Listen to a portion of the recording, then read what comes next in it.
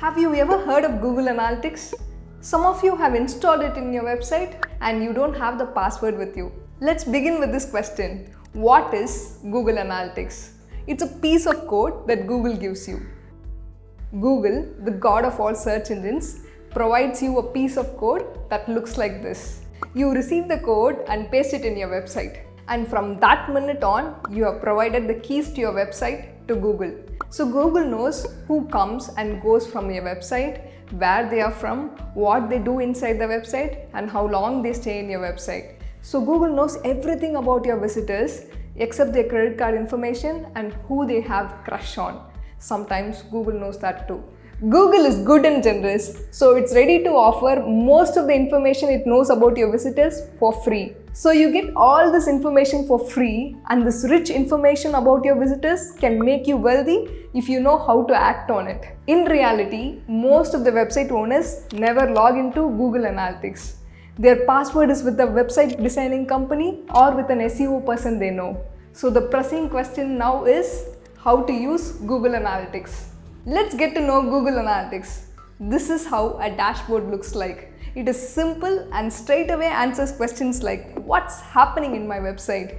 Are there any visitors right now? Where are the users coming from? And what devices are they using? Is everyone stepping into my website running away after one visit, or do they come back and visit again? Real-time data can make you feel like a boss.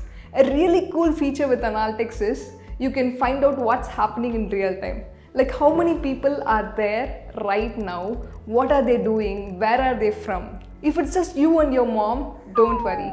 That's how everyone starts. Knowing your audience is the first and the most important step to make more money, to get more subscribers and more sales. If you have a lot of visitors who come back to your website again and again, it means a lot of people like your website and they're loyal to you.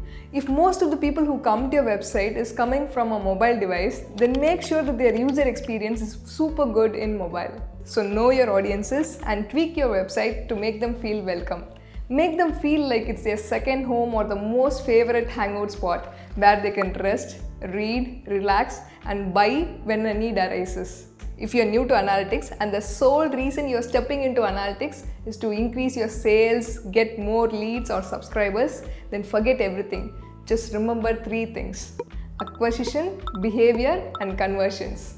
Make yourself at home with acquisition, how your website acquires customers, and customer behavior, what they do inside your website, and conversion, whether your website is turning a visitor into a customer or a subscriber.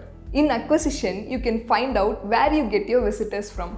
Is someone referring people to your website, or people flocking into your website from Pinterest, Instagram, and Twitter?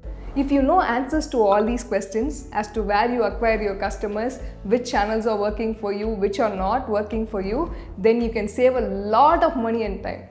In behavior, you can learn what people are doing inside your website, where they enter and where they exit, why they love your tea but hate your biscuits.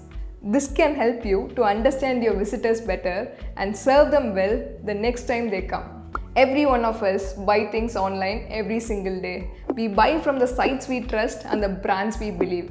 But most of the websites do everything in their power unknowingly to turn away their customers. This section in analytics will help you identify how your website is helping or hurting your customers from getting the conversions your website badly wants. Before you go, did you learn a little bit about Google Analytics?